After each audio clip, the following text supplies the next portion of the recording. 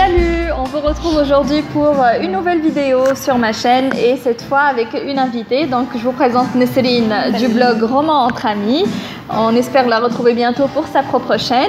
En attendant, voilà, elle m'accompagne pour cette chronique sur les chroniques lunaires justement de Marissa Meyer. Donc c'est The Lunar Chronicles en anglais. Et c'est 4 tomes. Donc c'est Cinder, Scarlet, Chris et Winter. Donc voilà, c'est une série qui est des voilà, donc c'est des réécritures de contes dans un monde futuriste post-apocalyptique et avec de la science-fiction. C'est un cocktail vraiment détonnant et c'est vraiment super. Personnellement, j'ai adoré. C'est une de mes séries préférées de cette année. Voilà, donc on va commencer directement avec On n'a pas aimé. Non, peut-être un résumé d'abord. Un résumé. Donc voilà, on commence par Cinder. Donc Cinder, en fait, c'est la réécriture de contes de Cendrillon. Et on suit le personnage principal qui est Cinder, qui est un cyborg et mi-humaine, mi-machine, et qui essaye de sauver le monde. Voilà, sauver. Bon, là c'est pas encore le monde, là c'est juste son pays. Oui. Voilà, donc et ensuite, en même temps, elle découvre qu'en sauvant son pays, elle sauvera le monde entier. Voilà, exactement. Donc l'histoire, elle est intéressante. Il y a beaucoup de rebondissements, il y a beaucoup d'action et le style d'écriture était plutôt fluide et sympa. Moi, j'ai aimé. Bien que c'était un peu prévisible. Oui, oui, la prévisibilité. La prévisibilité était présente. Non, c'est un peu excusable par rapport au fait que ce soit une réécriture de conte, donc on sait un petit peu comment ça va finir forcément, mais en fait il y a quand même des surprises. Et je trouve que l'auteur a bien réussi son coup en adaptant les contes à voilà, un milieu complètement différent, tout simplement. Voilà, donc pour Cinder, ce que j'ai aimé, ce qu'on a aimé. Ce que j'ai aimé. Le personnage déjà. Le personnage de Cinder est vraiment sympa. Elle est très humble. Oui. Pourtant, elle a des pouvoirs mécaniques pour commencer. Oui. Des pouvoirs mécaniques qu'elle peut utiliser pour torturer, pour fuir, ou pour fuir sa belle-mère et tout ça, et pourtant elle l'a pas fait. J'ai aimé le fait que la vilaine du conte de Cendrillon, elle est là, sa belle-mère, mais le plus grand danger c'est un autre, c'est la reine. Oui, on le découvre, voilà, on le découvre un petit peu vers la fin du roman. Et en même temps que Cinder d'ailleurs, puisqu'elle découvre que les enjeux sont plus énormes qu'elle ne le pensait au début et que elle n'est pas vraiment ce qu'elle semble être. Voilà, donc en fait les chroniques lunaires, c'est en référence aux lunaires, justement, c'est des gens qui habitent sur la lune. On n'a pas vraiment expliqué genre le monde, donc on explique le monde. Voilà pourquoi j'ai dit au début que c'était un monde futuriste, puisque justement on est dans le futur. Après la 4e guerre mondiale. Voilà, après la 4e guerre mondiale, donc c'est un peu un monde post-apocalyptique, mais en même temps il s'est plus ou moins reconstruit. La technologie est très avancée et une partie des humains en fait est partie à coloniser la Lune. Et ils s'appellent les lunaires. Donc les lunaires ont acquis des pouvoirs qui leur permettent de contrôler la bioélectricité voilà, du corps humain et influencer voilà, les humeurs, contrôler voilà, le corps des sentiments, voilà, tout ça. En même temps, il y a une grande mauvaise nouvelle, c'est l'épidémie qui envahit le monde. Elle est au fait créée par un vilain, on ne sait pas encore. Pour ne pas vous spoiler justement. C'est une épidémie qui au fait attaque les humains et ne touche pas aux lunaires. Elle les affaiblit, elle a tué une grande partie de la population. En fait, voilà, les humains sont un peu désespérés, ils essayent de trouver un remède, mais voilà, c'est beaucoup plus compliqué qu'ils ne le pensent. Donc il y a un médecin en chef il a lancé un projet pour justement trouver un remède. Pour cela, en fait, il a fait un appel à tous les cyborgs de New Pékin pour qu'ils se présentent et qu'ils puissent faire des tests sur eux afin de trouver le remède. Donc le truc, c'est que les cyborgs dans ce monde n'ont pas vraiment le même statut que les êtres humains. Ils sont considérés plus ou moins comme des objets. Des possessions. Voilà. Donc pour eux, c'est plus acceptable de faire des tests sur les cyborgs plutôt que sur des humains. Donc Cinder, elle se retrouve mêlée à tout ça. Justement, en fait, c'est comme ça qu'elle se retrouve dans le palais royal et qu'elle a un petit peu le premier contact avec le prince Kai. Non, c'est pas le premier. Le premier, c'était dans son... quand elle a dû réparer le droïde du prince.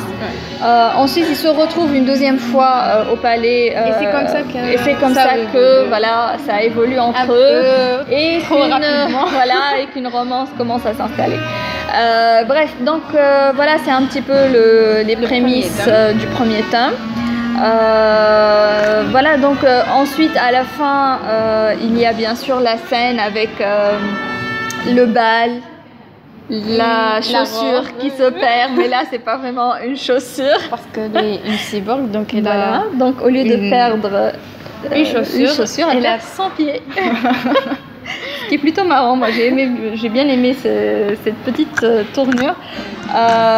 Ensuite au tome 2 qui est Scarlett. Ensuite justement Scarlett qui n'est pas en Asie, qui est en Europe. Et là on se dit quel est le rapport. Ce qui est bien que l'auteur a réussi à établir plusieurs rapports entre plusieurs continents ainsi que la Lune. Donc tout au long de la série, nous allons nous retrouver un petit peu avec des événements qui se passent à New Pékin, donc en Asie, ensuite en France, donc en Europe, et en même temps il y aura des événements en Afrique, et au final donc on se retrouve sur la Lune, puisque les événements de Winter, c'est sur Luna. Donc dans le tome 2, on va suivre Scarlett, donc c'est le petit chaperon rouge. Voilà, donc la réécriture de son conte. Et au début, on ne connaît pas vraiment le lien entre les deux histoires de Scarlett et de Cinder. Mais plus on avance dans l'histoire, plus on comprend qu'il y a un lien. Et en fait, on comprend exactement ce qui se passe et les origines de Cinder. Donc, ainsi que les origines de Scarlett. Oui.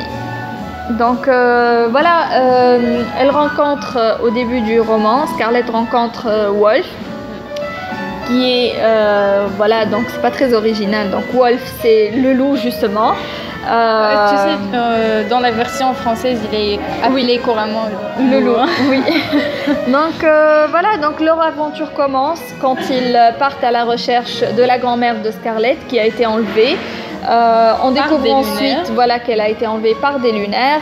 Et donc il y a des aventures en France. Donc ça commence à Rieux, ensuite on se retrouve à Paris.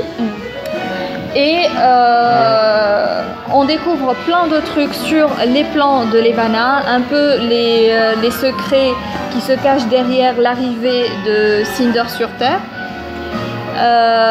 Et comment elle s'est retrouvée cyborg, c'est ça? Ouais. Voilà. Donc ensuite, on voit déjà des scènes de rêve de Cinder. Oui. Le feu et tout ça. Ouais. Et ensuite, ça s'explique Voilà, donc ensuite, à la fin du roman, à la fin du tome 2, voilà, à la fin du tome 2, on voit le début d'une équipe. Voilà, donc il y a Cinder, Captain Thorn, Scarlet et Wolf qui se retrouvent ensemble. C'est celui qui était dans la cellule adjacente. Oui, et qui s'est échappé avec Cinder à la fin du tome 1. Voilà, donc ils se retrouvent les 4 ensemble et ils essayent, voilà, de trouver un plan pour empêcher Levana de contrôler la Terre et éviter qu'elle ne devienne voilà, l'épouse de Kai, justement, qui est l'empereur, qui est devenu en fait à la mort de son père empereur de New Pékin. Donc elle voulait justement l'épouser pour avoir un contrôle sur un des pays sur Terre, parce que voilà, son plan en fait il n'est pas très original. Voilà, donc comme tous les méchants, elle essaye de contrôler le monde. Mais là, elle a un super pouvoir, donc voilà, elle pourra bien le faire. Donc ensuite, qu'est-ce qui se passe? Ensuite, il y a en fait le tome 3. Et avec le tome 3, il y a l'introduction d'un personnage qui a fait des petites apparitions dans le tome 1 et le tome 2, mais que là, on découvre un petit peu plus. Donc, c'est la vraie identité de la personne qui a aidé un petit peu voilà, Cinder tout au long de son parcours. Qui l'a prévenu du danger. Voilà, qui l'a prévenu du danger qu'elle allait rencontrer. Ouais. Donc, Cress, en fait, c'est la réécriture du conte Rapunzel. Sauf que là, Rapunzel n'est pas enfermée sur une tour, elle est enfermée voilà, sur un satellite qui orbite la Terre. Donc, sur ce satellite, la jeune fille, en fait, n'a pas vraiment de contact humain. Elle est très douée, c'est un génie de l'informatique, puisqu'elle arrive à hacker plusieurs systèmes des humains, leurs satellites, tout ça, et ce qui a permis à Levana de connaître un petit peu tous les secrets et tous les secrets du palais royal voilà, de New Pékin. Voilà, exactement. Donc ils vont essayer de la sauver. Oui. Donc c'est l'introduction. S'ensuit. C'est l'introduction d'une nouvelle romance entre quelqu'un qui est un peu naïf, qui n'a rencontré quasiment personne de toute sa vie, oui. 17 ans je crois, oui. Et entre quelqu'un qui est charmant, qui est sociable, qui... Voilà, Captain Thorn. Voilà, et duquel il se dit Amber. Et il se dit Amber, et voilà, au final, il y a quelque chose qui va s'installer entre les deux. Voilà, on n'en dit pas plus. Le truc, c'est que c'est mon tome préféré des 4. Parce que là, il y a beaucoup trop de complications. Oui, l'équipe, elle est divisée. L'histoire, elle est beaucoup plus complexe, puisqu'il y a beaucoup plus accélérée. Oui, il y a beaucoup d'action. Il y a beaucoup d'action. Riche en action et en rebondissement. Oui. On se retrouve divisé entre 3 endroits en même temps. On suit Captain Thorn et Cress qui sont un peu perdus dans le désert. Oui. On suit Cinder et le reste de l'équipe sur leur vaisseau. Ouais. Il y a en même temps l'histoire de Kai. L'histoire de Kai, justement, oui. qui se prépare pour ce grand mariage avec Levana d'intérêt, parce que Levana a justement un remède pour l'épidémie de voilà, de plague. Voilà, donc au final, il va y avoir beaucoup d'histoires qui s'entrecoupent et beaucoup d'enjeux. C'est là où finalement les intrigues se mêlent. Oui. Donc on comprend un petit peu plus les liens qu'il y a entre les différentes histoires, et tout ramène en fait à Luna au final. Donc on va... C'est là le 3e tome, voilà, qui est établi sur... le 4e. Le quatrième. Le quatrième, donc Winter. Winter. Dont l'histoire se déroule pratiquement entièrement sur Luna.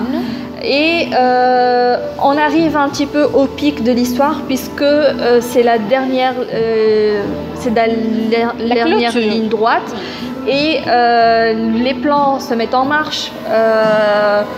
Les enjeux sont énormes, donc les personnages sont vraiment conscients qu'il y a, qu'il n'y a pas droit à l'erreur, quoi. Il n'y a pas droit à l'erreur et on découvre un autre personnage, un nouveau personnage qui commence à avoir de l'importance dans ce tome et c'est Winter justement. Et là c'est la réécriture de conte de Blanche-Neige. Et c'est là justement le vilain le plus important. Voilà. La reine de Blanche-Neige, c'est la plus grande. Oui. Et donc Levana, on découvre aussi un peu plus sur elle. Sur sa psychologie. Pourquoi elle est comme ça, pourquoi elle veut envahir le monde, pourquoi elle poursuit Cinder. Donc il y a le hors-série Fairest qui est entre le tome 3 et le tome 4, qui est sorti entre les deux, et qui est supposé donner une backstory de Levana. Mais quand même, mais je ne l'ai pas lu. Tu ne l'as pas lu non plus. Donc, mais ça n'a pas vraiment beaucoup d'impact sur l'histoire. Donc vous pouvez tout simplement lire le tome 4 sans avoir lu ce hors-série. Parce que déjà dans le quatrième tome, on découvre quand même des éléments très importants sur son histoire. Mais c'est une malade. En fait, on adore la détester. Oui. Le seul, peut-être, pas le seul, mais un des vilains que j'ai aimé détester enfin. Oui. Parce que sa psychologie, elle est très très très bien travaillée. Oui. Et donc sa méchanceté, elle est admirable. Ses moyens d'atteindre ses fins. On ne peut pas s'empêcher de sympathiser un petit peu avec elle vu son histoire. Je veux dire, quand tu apprends un petit peu... non, je dis pas que c'est pardonnable ce qu'elle fait, oui. Mais on comprend un petit peu pourquoi elle en est arrivée à ce point. Oui. Voilà, donc... sa méchanceté, elle est très admirable parce que c'est pas facile de trouver un personnage qui fait absolument tout pour atteindre ses fins, pour se sentir épanoui finalement. Qu'est-ce qu'il y a ensuite? En fait, c'est... Ce que j'ai pas aimé dans Winter, par contre, c'est le manque de rebondissement. Il y a un rythme assez lent. Oui. Il y a des passages qui m'ont un peu ennuyée, donc il n'y avait pas beaucoup d'action, c'était beaucoup de réflexion. Oui, il y avait de la répétition, trop de répétition. Oui. En ce qui concerne le personnage de Winter, elle n'utilise pas, elle est lunaire, mais elle n'utilise pas ses pouvoirs, ses facteurs, donc ça lui provoque des hallucinations. Et donc on voit ces hallucinations toutes les 20 pages, donc ça devient un peu répétitif. Oui, mais il n'y a pas seulement ça, en fait, quand ils arrivent sur Luna, les personnages principaux qu'on suit, en fait, essayent en même temps d'arrêter Levana, mais aussi de sauver Scarlett. Le truc, c'est que j'ai pas l'impression que l'auteur a bien exprimé, a bien mis en place le plan. En fait, on le sent quand même un petit peu. Le plan était quand même un petit peu stupide. L'histoire, il se jette directement au danger. Donc, on est dans le palais. Prisonniers, ils s'en sortent. Ils se retrouvent encore une fois prisonniers. Ils s'en sortent. Et voilà, c'était un petit peu répétitif. C'était pas très bien pensé, j'ai trouvé. Et au final, pas un plan de guerre, quoi. Oui, voilà, c'était un petit peu un plan d'adolescent qui essaye de sauver le monde, mais c'était genre des trucs assez stupides, c'était pas bien pensé. Et ça a donné tu sais, les représentants des gouvernements de la Terre, ils sont complètement passifs. Oui, je sais pas pourquoi. Pourtant, ils savent que le fait que Levana devienne l'empresse, l'empereur, je sais pas. Impératrice. Voilà, je crois que c'est impératrice. L'impératrice de New Pékin. Donc, ils savent que c'est dangereux, ils savent que ça va foutre tout le monde. Et pourtant, ils assistent au mariage. Oui. Et complètement... complètement pas. Voilà, donc en fait, la fin, elle est tout à fait prévisible, étant donné qu'on sait tous comment se finit Blanche-Neige. Le truc, c'est que... Voilà, je sais pas. J'aurais aimé que l'auteur élimine un personnage principal. Voilà. Donc c'était vraiment, tout est fini bien, heureuse. tout est bien qui finit bien et ils vécurent heureux et eurent beaucoup d'enfants, ce genre de truc. J'aurais quand même préféré qu'il y ait un twist par rapport à ça. Voilà, l'histoire se finit de façon très plate. Il y avait quand même voilà, des dégâts, mais c'était pas assez. C'était pas. Elle m'a laissé sur ma faim. Voilà. Oui, moi aussi. Donc c'est peut-être pour ça en fait que Winter n'était pas un coup de cœur. Exactement. Donc voilà, des 4 tomes, mon préféré c'était de loin Cress. Même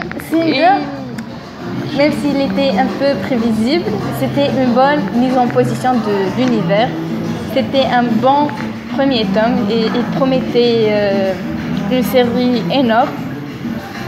La série overall, c'était un coup de cœur. Oui. J'ai pas lu les hors-séries tout de suite parce que en lisant les hors-séries, j'ai pas lu Stars Above. Moi non plus, j'ai pas lu. Pas encore. Je vais m'y mettre un de ces jours, mais pour le moment, j'ai pas très envie de m'y mettre. En tout cas, même si le 4e tome n'était pas vraiment à la hauteur de ce qu'on attendait, n'était pas mauvais non plus. Donc l'histoire était plutôt sympa. La fin vraiment, elle est satisfaisante, mais plutôt plate. Je dirais qu'il n'y a pas vraiment eu un rebondissement énorme, ou une grande tournure ou quoi que ce soit. Voilà, donc ça n'empêche que c'est une bonne série, très originale. Oui. Voilà, donc on vous encourage clôturer un petit peu cette discussion. On vous encourage à lire cette série, c'est vraiment très bien écrit. Je pense quand même que c'est un bon moyen de se plonger dans la science-fiction, surtout si vous êtes familier avec les thèmes des contes. Donc ça va vous sembler un petit peu plus facile peut-être de vous plonger dans ce monde. Et je vous dis à très bientôt pour une nouvelle vidéo. Bye.